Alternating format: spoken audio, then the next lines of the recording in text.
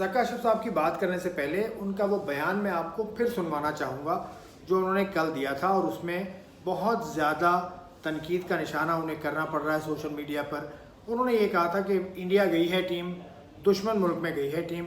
क्या कहा था उन्होंने, वो सुनिए। पाकिस्तान की हिस्ट्री में इतने पैसे कभी नहीं मिले जितने मैंने उनको दिए, इतने पैसे कभी नहीं मिले जितने मैंने उनको दिए। जब ये किसी दुश्मन मुल्क में या किसी जगह भी खेलने जाएं जहाँ कंपटीशन हो रहा है, they should go with full support of the nation. तो अब जब सोशल मीडिया पर इतनी ज़्यादा तनकीद हुई तो ज़का अशरफ साहब ने आज एक दूसरा बयान भी जारी किया है, और वो बयान है भारत में पाकिस्तानी टीम का जो इस्तकबाल हुआ वो इस बात का सबूत है कि दोनों मुल्कों में अवाम एक दूसरे को बहुत पसंद करती है और एक दूसरे के मुल्कों के खिलाड़ियों की भी बड़ी फ़ैन है।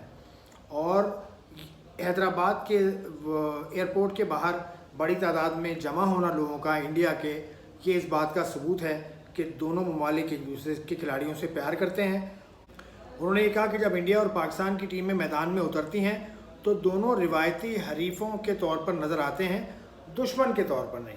तो उन्होंने ये वजाहत कर दी कि दुश्मन के तौर पर नहीं, लेकिन उन्होंने ये नहीं कहा कहीं भी पूरी स्टेटमेंट में कि मैंने कल जो स्टेटमेंट दिया था उससे अगर किसी की दिल आज़ारी हुई तो मैं उसकी माफ़ी मांगता हूँ, या जो भी उन्होंने उस स्टेटमेंट के बारे में कुछ नहीं कहा। ही डिलीवर्ड अनदर स्टेटमेंट, तो वो उनकी स्टेटमेंट अभी तक मालूम नहीं कि उस पर वो कायम है कि नहीं कायम है।